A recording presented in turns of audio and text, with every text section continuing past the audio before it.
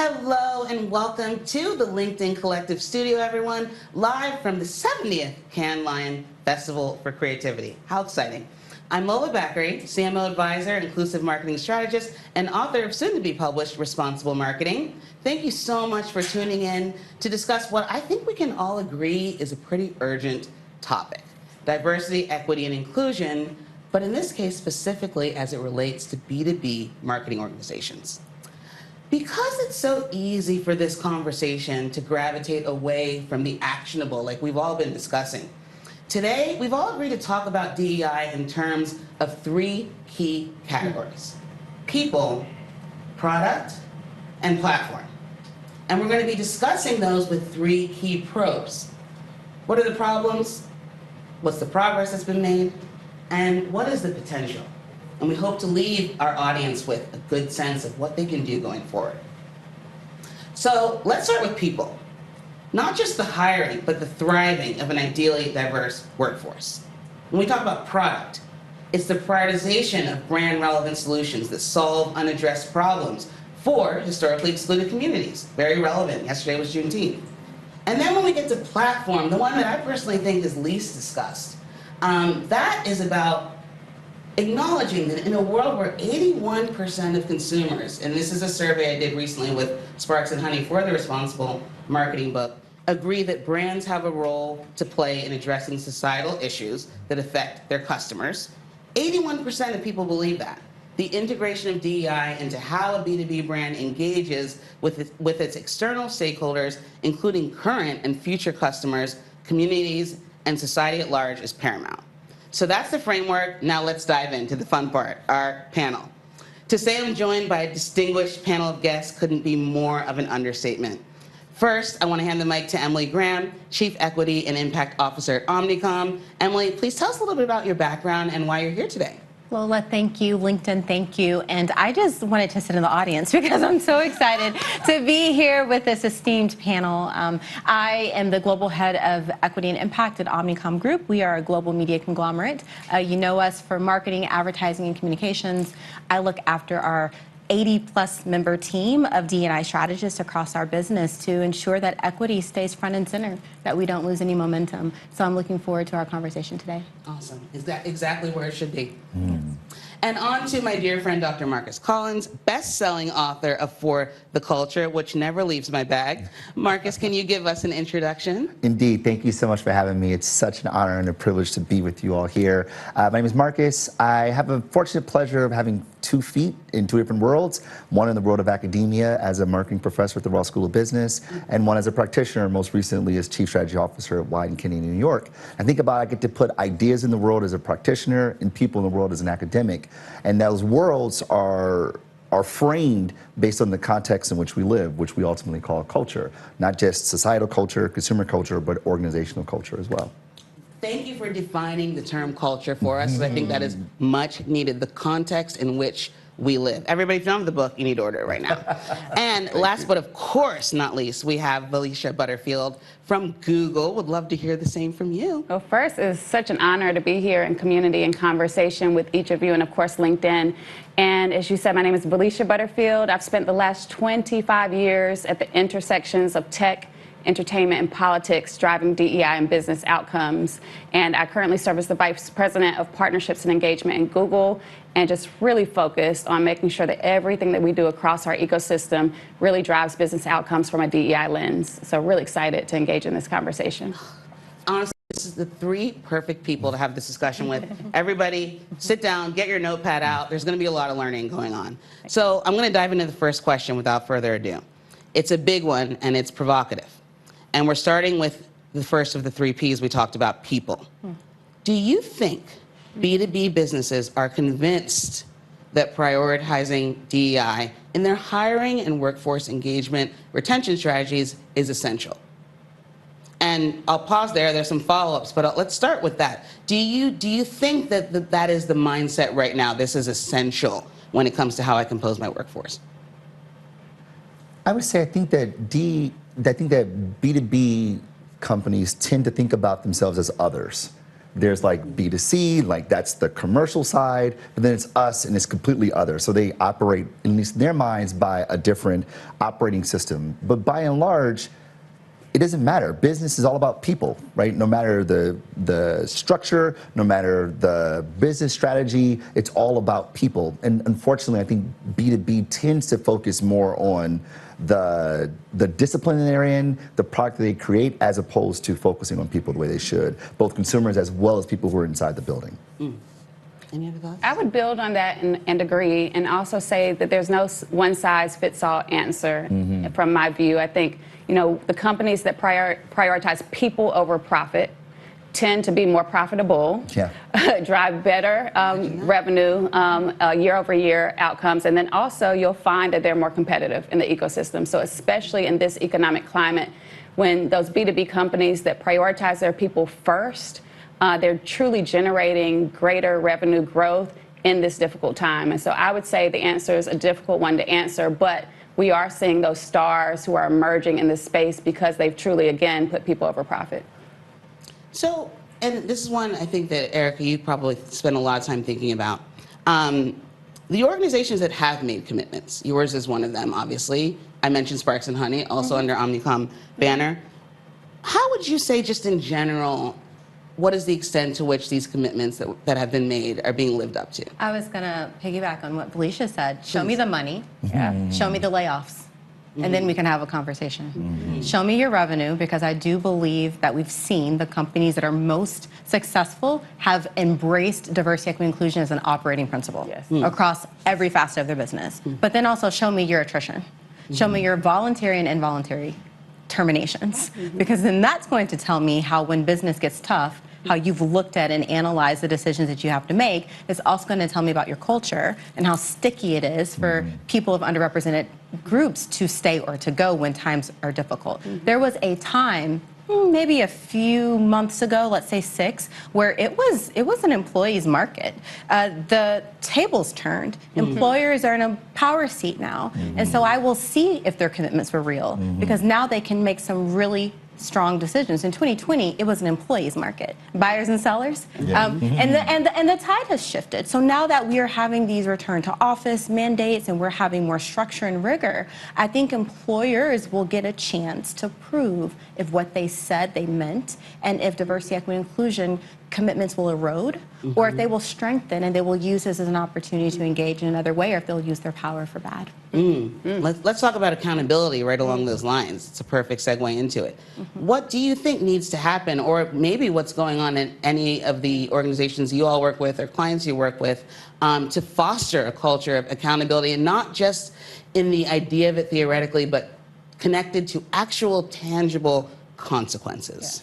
I mean, it needs to be rooted in how you see the world and what you believe, right? It can't be convenient. It has to be convicted. That we as a company believe that diversity actually drives business. I mean, diversity is all about different perspectives that are not your own. And we know fundamentally, tangibly, empirically, that different perspectives leads to better outcomes. So there is no more debate whether or not diversity provides a tangible business imperative. The question is, how much do we live up to it when it's not hot in the streets?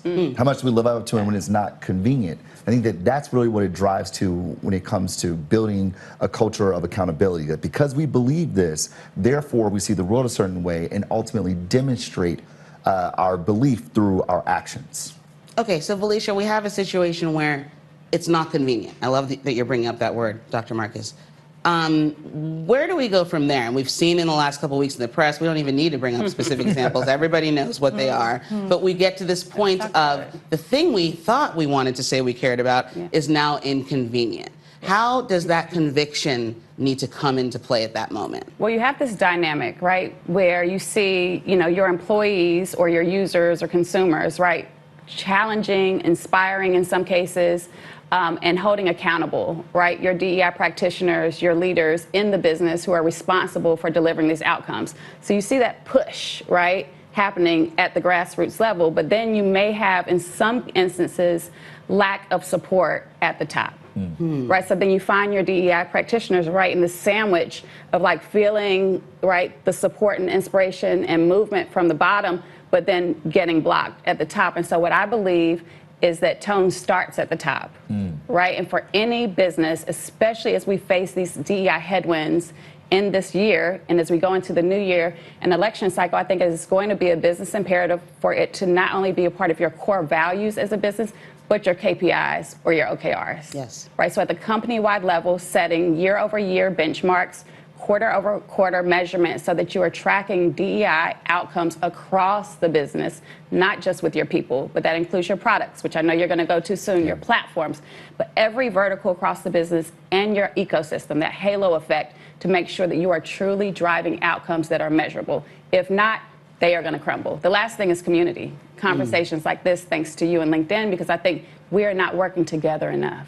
Right, and we're going to have to do that together as we go into this new year. If not, it will be a divide and conquer. I mean, discourse is how culture is established, how it's made. It's the rhetoric we use to enter the conversations that we make meaning, that we decide what's acceptable, that we hold people accountable, going, hey fam, you said this last week, now you're doing this, what's good? And having those honest conversations within community, because community has a level of trust that we can be very transparent, we can be very candid to help hold us all as an industry accountable, not just the company. And confronting with care. Because I think what the challenge continues to be, what in our community, because we talked about community, how can you have community if the approach in that community is hostile and or not psychologically safe? And so there has to be a space where you can be candid, you can be caring, and you can still have confrontation. They can exist, but it doesn't happen often, which is why community breaks down very quickly in spaces where competitors would be, or even organizations who have similar missions cannot coexist and cannot advance. In church, you do it. You see, they say we see do it with love. We do it with love. I hear that, but I'm going to challenge all three of you because I think the audience deserves to really understand what expert practitioners think about this. I hear you on confronting with care. But is there a point where that gets to be the priority versus the confrontation that cares for others? Because that's the thing that I think sometimes we see. It's this protection of comfort of people that is really not necessarily material to any particular outcome other than their emotions or perhaps lack of resilience or fragility. But maybe then I would ask you, what's your goal? What do you want? So let's acknowledge fragility. Let's acknowledge emotion. Let's acknowledge confrontation. What do you want to get out of that confrontation? Do you want help? Do you want partnership? Do you want convincing? Because one of the hardest parts about my job is finding middle ground. In a company with 80,000 employees and really trying to have DEI reach across every corner in every crevice of community, in the Netherlands to Los Angeles to France to Texas, that is just vastly different. And then there's going to be confrontation and finding middle ground. But what do I want from those people? I want them to help me foster belonging. I want them to help me use their positions for power, and I have to meet them somewhere. And it requires a balance. It requires community, and it's the hardest part of doing this work because you're going to ultimately leave some people behind always. Always, and I think what we need to confront and what I fear is that the people getting left behind are those experiencing the most harm. So I'm going to ground it in a specific example now that's happening here at camp. Oh, that's right. Good. Yesterday, I won't mention the name of the company, but a company that's been embroiled in conversations along these lines in the past couple of months reiterated their stance that they are not going to talk about anything political. And when I hear that, but, you know, when they bring me, they know this is going to happen. I'm good at this. This is great. So that, who gets left behind when you're protecting comfort to that extent? Well, I can answer the question. We know who that is, right? That's the underrepresented, the marginalized, the communities without voice, which normally look like us. That's right. Right? So if we're having the real conversation, I think that's why you have to have inside of these spaces people who look like us, who understand the mission, right, which is equitable outcomes, right? That's what we're asking for, leveling the playing field, and then who actually get into a space of leadership where they can influence those outcomes or be the decision makers. And I think, you know, if it's not going to be a part of a company's mission because it's the right thing to do, it drives at minimum 20% revenue growth when you prioritize DEI in your business at the CEO level, period.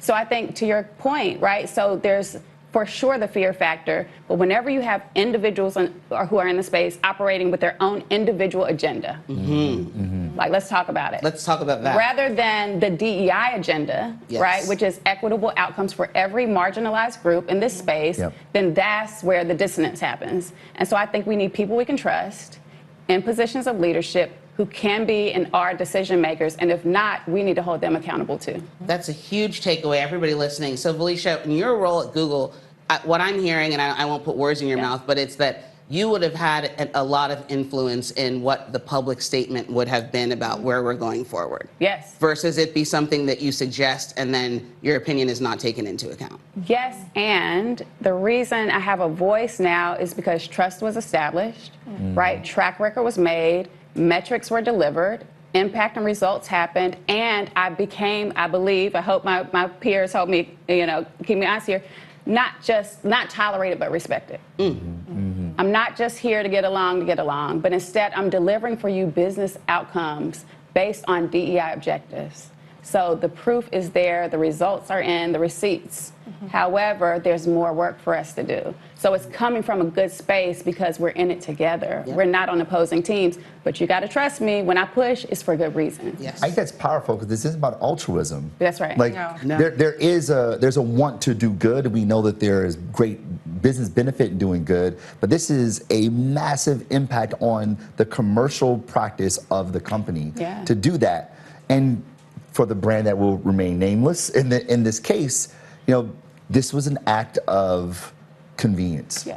That when they got called to task, they flinched. And as a result, a community that's already marginalized feel that much more forgotten. Yep. And I mean, we'll move on to product because there's a lot to discuss there too. But to summarize everything that I've heard from you all, I think we want to see a world where next year at the Cannes International Festival for Creativity, when that equivocation gets made on stage, a hand goes up, an objection is mentioned, and it's not just all happy, pretty clapping and thanks for being on the stage. That's right. So moving on to product.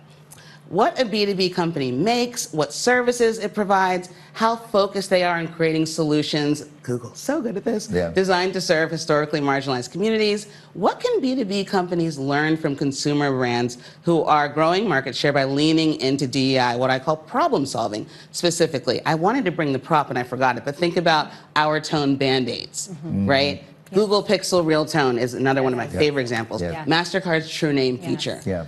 What can B2B learn about this sort of solution-based productization that we're seeing in consumer? I would say that each one of those examples must have included people from every part of those communities.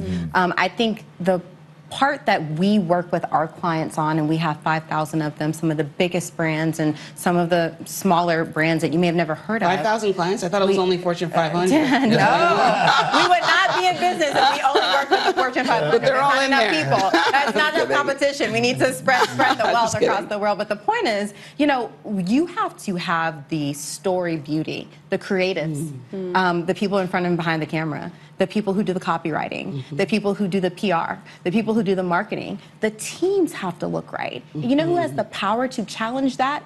Google can tell their agency, I don't want anybody coming in front of my business that doesn't look like this. Absolutely.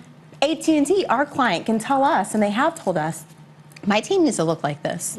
I want this person, I want this gender diversity, I want this underrepresented group, because do not bring me any insights on inclusion and accessibility if you have no one with a disability on the team. That's right. That's right. Bingo. Like that's essential for companies, and that's, I think we've learned Never that. about me without me. Absolutely. I mean, bringing in that kind of personnel really is about providing intimacy, right? To get to the nuances that make these people tick, to understand what the real points of friction are. It requires a level of intimacy that you don't get by just looking at data. Right? The zeros and ones, they provide sort of a macro level view, and you can see the map, but you need to be in the terrain to understand what the points of friction that people experience, so you may be able to remove those points of frictions in a meaningful way. I mean, I worked on the launch of Real Tone, and it was very close. I mean, the people there were extremely close to it. It was made for the people, by the people, in a way that, you know this better than I do, like Google invested. They realized that this was a point of friction that, even if it doesn't make us money, it needs to be done because it was necessary. I think you have to prioritize product inclusion. At Google, there's a brilliant woman, black woman named Annie Jean-Baptiste, who's just a boss. And she's our director of product inclusion at Google. And it makes me think about examples like Pixel and Realtone, where image equity was a key priority, right? Listening to users' feedback, saying, hey, you know, it doesn't translate. And then really taking the time to actively listen, having someone in position, right, to immediately take the feedback and build it into this product, and then make the investment. And so we saw the outcomes, and I think that goes across so many platforms. And I love to hear you talk about accessibility, right? If you think about people with disabilities across the planet, we're talking about more than 1 billion people. So any company hoping to get to the next billion users, right? Any company prioritizing, like, how do you expand your user base or your consumer base, if you're not thinking about LGBTQIA+ communities, women overall, women of color, black women specifically as key revenue drivers, key decision makers, key voters, I could keep going, most educated group, all the things, right? And I think you have to, on the front end of product design, have a product inclusion strategy. If not, you will be playing catch up. I'm proud to be with a company that said, hey, we feel the friction, we see the opportunity here also, right? So now it's time to make this investment and double down. And what I love about you bringing up accessibility too is in that study I mentioned with Omnicom, Sparks and Honey, we found that 71% of people are actually more likely to buy a product even if the accessible solution doesn't apply to them, just to show support. The example in the study was like a lipstick cap that could be more easily removed for someone with mobility issues. So this isn't just about getting sales from the people who need it, it's about the halo effect, right? Yes. And But I think Pixel's a great example of that. empathy to make it happen. Like, it requires seeing the world through lenses that aren't your own. And that's a difficult thing for people to do. It requires denying yourself and your biases to see the world through the lenses of people who don't look like you, who don't come from the places you come from, or suffer with the same things you suffer from, so that you might be able to identify those points of friction in a meaningful way. So before we go to platform, let's unpack that a little bit, and then please jump in, Erica, with what you were going to share. Emily, sorry. I'm so sorry, Emily. Erica, I wanted to make sure, no, my mom would be very Oh my gosh, Emily. I gotta correct you. I'm sorry. I am so sorry. That's okay. I've been reading your name all day. No, believe me, I'm all about the call That's out. happened before, So or Ebony. It's I'm so whatever. sorry about that. Done with love. Done with love. And I'm glad you told me. Thank you. Okay. Done with love. Exactly. No, you didn't even need to do that. That didn't deserve love. I love you too. Emily, I love you too. Thank you. Okay, so when it comes to potential and getting people to a place where they can have that empathy, to have a moment like we just had, you messed up and it's okay, we can move on. How do you get people to open up to that place? We got to see people as human beings, not as customers, not as consumers, not as machines who eat messages and crap cash, but like real life human beings, understanding things that make them tick, their cultural subscription that ultimately manifests in how they show up in the world, what they buy, what they consume, what they share, and how they navigate this messy place that we call life. But if we continue to think about people as a transactional sort of node, then we never get to the things that make us human. There's no point to be empathetic with a thing that's just a transaction. It requires looking at humans as real life human beings. And that is a challenge when you think of yourself as a company and I'm trying to get money out of their pocket. Emily? I was going to say, I think you have to go first. Leaders go first. That's good. And in this role, it is easy sometimes to detach yourself in leadership roles. You must immerse. You must show and model vulnerability. You must do that in a way that if it's not you and your issue, surely you have a family member, your child, a friend, somebody who you've seen navigate mental illness or accessibility or LGBTQIA, like something. Because if you don't have the vulnerability as a leader and you model it, you will start to get really tone deaf and you can't hear and see and experience emotion. Vulnerability is an uncomfortable place for people to go to, and then you start getting really raw. Match that to whatever you're navigating in your real life. It can be very difficult, and I find that some of the issues with some of those Fortune 500 leaders, some of those companies, is they've missed their vulnerability. And they are leading from a place that does not have any vulnerability. And you cannot execute an inclusive strategy. You cannot really have DE&I that works if you're not modeling some sort of vulnerability in leadership. Because vulnerability requires some risk. Yes. And that risk is a place that doesn't really have an end. And so when you transfer vulnerability, you get it back. And I think that's what's required in some of this product inclusion in our strategy that we talk about. The only thing I would add, and I love leaders go first, is know what you don't know. Yes. Right? I do not expect every Fortune 500 leader to have true DEI competency. However, I do expect every Fortune 500 company to have a chief diversity, equity, and inclusion officer with a global scope that is prioritized, resourced, and has a real seat and voice at the decision-making table. Decision-making. I added decision-making, not just the table, right? Operative word, decision-making table. And I think that will show me, and I think all of us, like, who are the companies that are willing to go first? Who are the companies that are willing to have courage, even as we face these headwinds? And who are the companies that are going to remain competitive in this economy? And I'm so glad you brought that up, because one piece from the LinkedIn B2B benchmark report that we haven't talked about is that most people who reported that they do have a chief diversity officer. So sounds like progress, but the downside is... Got to look under the hood. Yeah. There's so much angst. I mean, when Valeisha said that, I almost like wanted to get up and just hallelujah, amen, because the challenge with these chief diversity inclusion officers, myself being one in a Fortune 500, the support looks like people, money. It looks like authority, a seat at the real table. It looks like stakeholdership. It looks like the CFO, the CEO, the chief legal officer, the trust. It looks like, you know, bringing me in. It looks like not respecting me only, but expecting me. And that is not happening at this Are we getting companies. a lower third of that? It's not happening. In fact, there are rooms where they are just excited their chief DEI officer didn't show up because we don't have to deal with all of that. See, that's the part we don't have to deal with all of that. And we don't have to deal with all of that, and That's the it's tricky uncomfortable, part. and now we can get back comfortable again. Back to and, the fun. and therein is the issue. Yeah. There. It's like we hired it. We did it already. We checked the box. D&I done. There's a veneer there, but it has to be real. Let's be a part of what we do. Okay, I want to keep having this conversation about the discomfort, because it definitely gets to the platform piece too.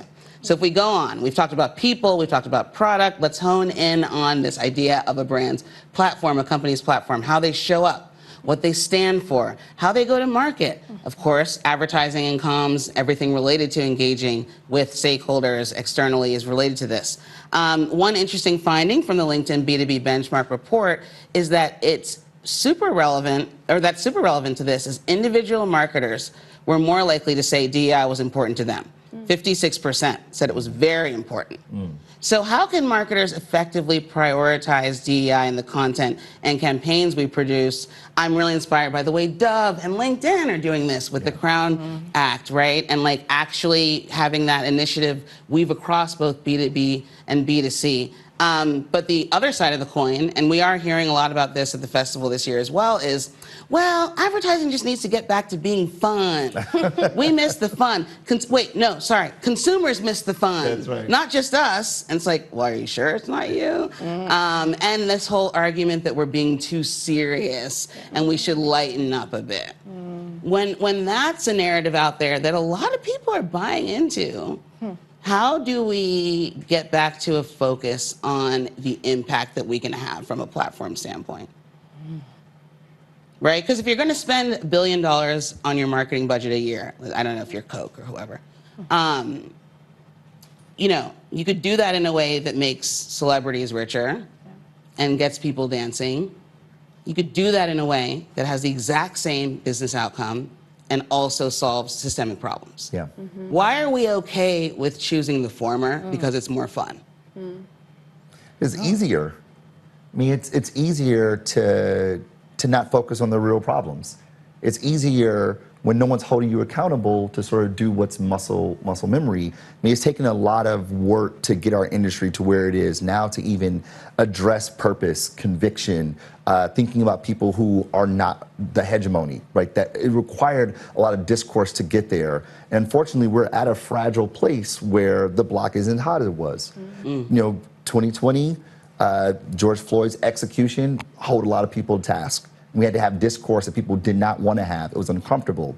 But now it's like, oh, that was 2 years ago. It was 3 years ago. The pandemic's over. Those hard conversations tend to get tabled unless we hold each other accountable through the discourse.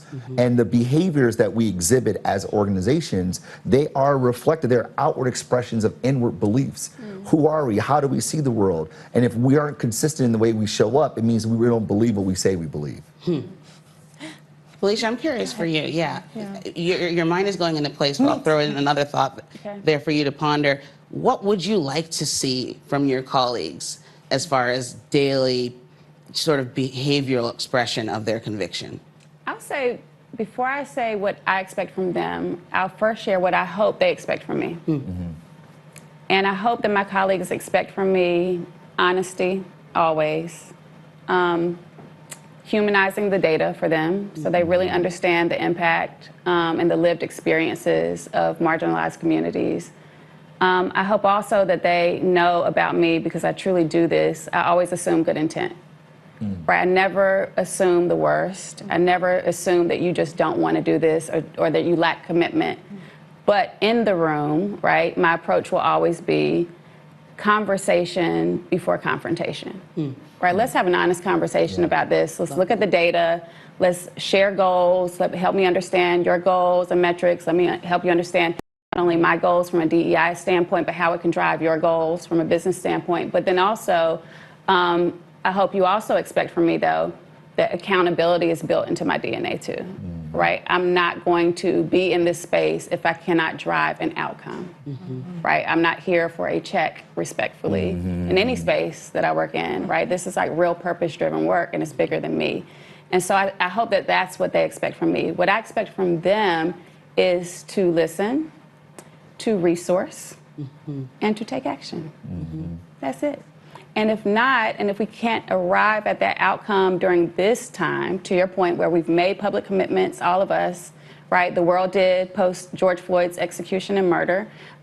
Real money was put on the table, right? Where are the outcomes?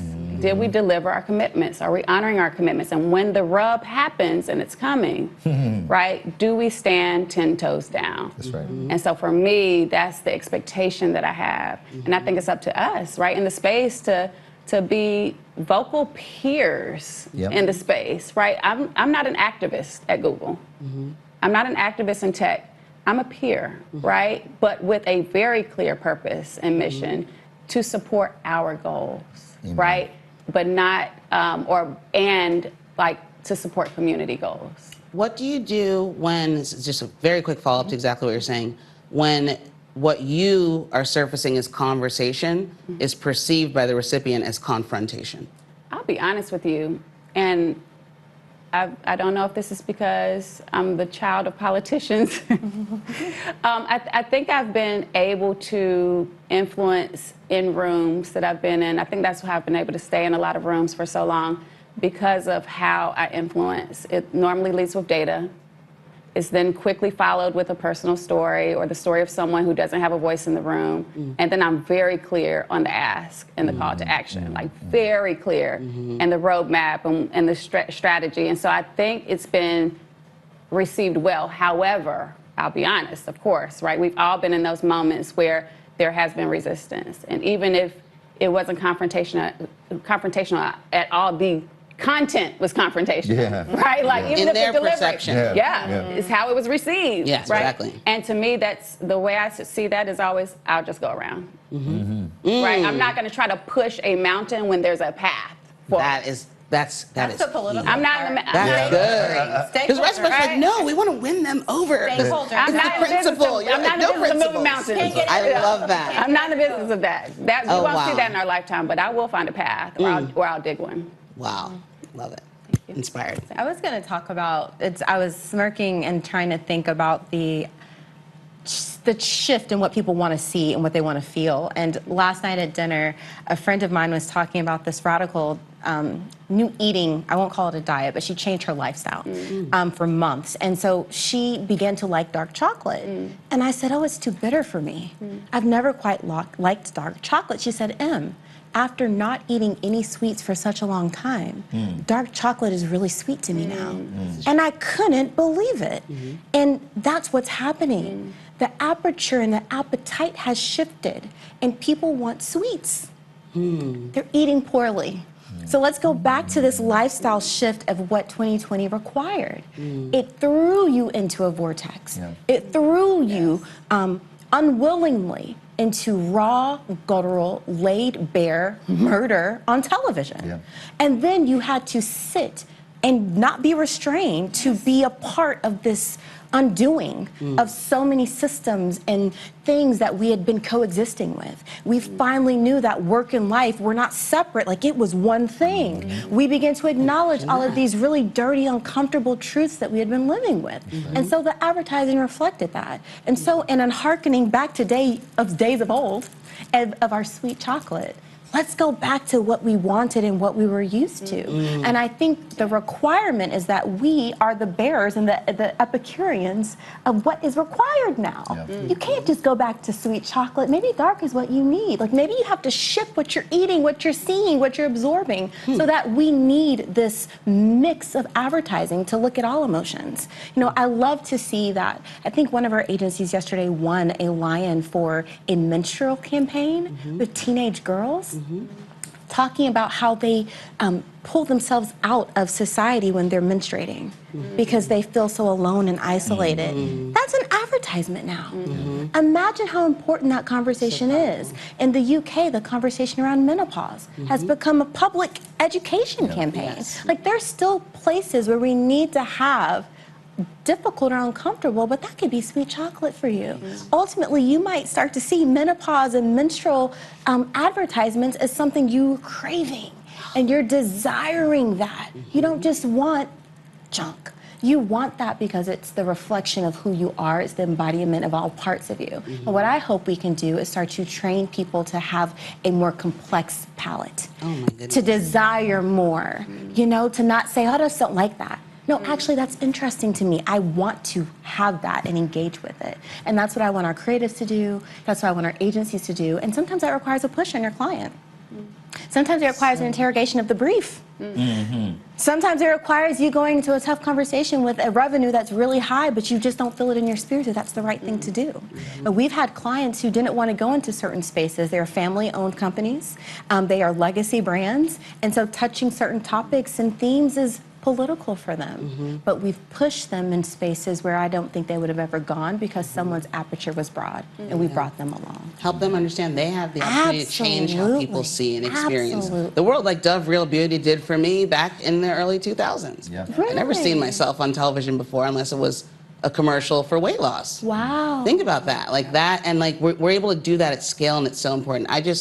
Emily, the way you just laid that out, it was a masterclass. Thank you so much. Thank you. Let's dig into this a little bit more before we go to the next question, because I think this is a hot topic. Dr. Marcus, anything else to say? No, I mean, it's so well said. I mean, so well said. Both of you articulated so poignantly. When I think about the advertising that we see that don't represent us, I mean, how many erectile dysfunction ads have you seen that are reflective of the problems that the hegemony has? And though it doesn't appeal to me, thank God, or you all, but because those things don't appeal to us, we have to eat it because we are marginalized, right? I mean, that is a privilege to say that I don't want to do that. I don't want to be bothered with that. To be unbothered is a privilege. And I think that it requires us, to your point earlier, Lola, next year to raise our hand and go, actually, we do need to talk about that political thing, my G.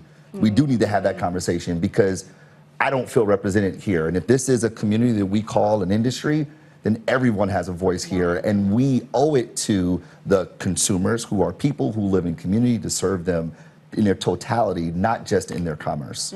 Right. Absolutely. Anything else? I think we covered it. Okay. All right. This is amazing. This is, we could literally go on for hours. Okay, but now, and we've given people a lot of sort of actionable feedback of what they can do and ways they can change their thinking and behavior. But let's get into the leadership aspect of things, the individual things, the way that you move through your day, the way that you engage with your team. You know, the behaviors that we want all leaders to be focused on across the board. So what soft skills, and in quotes, and they don't necessarily have to be soft, but what of those daily behavioral skills do you think are critical to the practice of inclusive leadership? And here are a few that the great team at LinkedIn researched from Forbes: active listening, open-mindedness, taking others' perspectives, bridging, connecting you with people who are different, and testing assumptions. So those are a few just to get our thoughts started. But I'd love to hear if each of you have a top 3 of those sort of daily behaviors that enable inclusive leadership. I always ask the person who speaks the least in the room what their opinion is. Whether they're the most junior person, whether they're the most marginalized person who feels like, hey, it's already been said, my opinion doesn't matter, and I'll go, hey, I ever heard you speak all day. What's your take?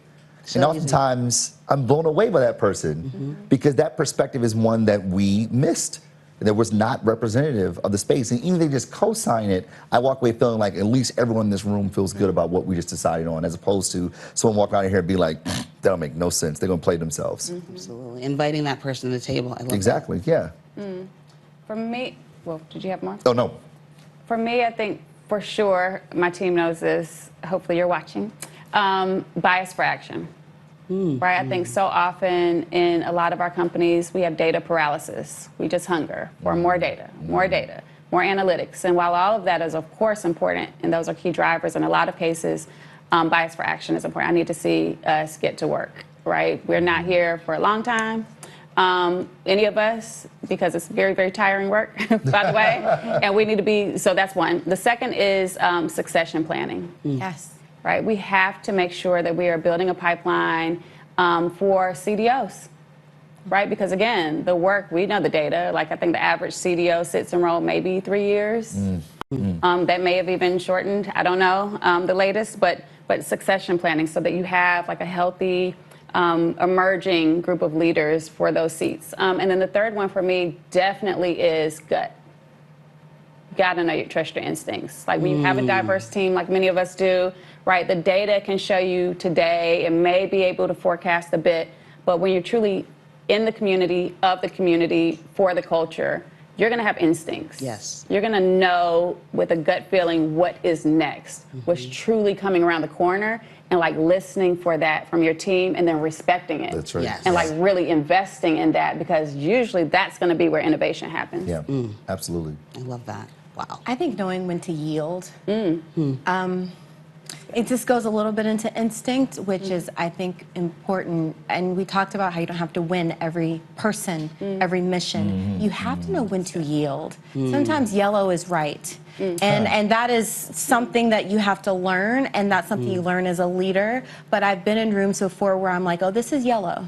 Like, we may not be able to green right now, and it doesn't mean stop. But this is a yellow, so let's slow down. I love that, naming it. Yeah, we have to, but this is a Brilliant. yellow. Let's slow down. Let's revisit. Let's maybe go around. Let's do some stakeholdering. It'll get to green, or it will reveal itself to be red. And that is something that some leaders just don't feel comfortable, that tension and not knowing. And sometimes you have to have a healthy tension and not knowing. Wow. Oh, that's good. So, That's it's the really- yield. I'm taking that. It's the yield. Oh my God. It's like, nah, it's the yellow. Believe it or The not, yellow. we have blown through our time because the three of you are No. so amazing. I know, we could do this for another hour. But I would love to just go down really quickly, one sentence on how you would like people watching in our audience to stay in touch with you, starting with Emily. You know, I'm going to say LinkedIn.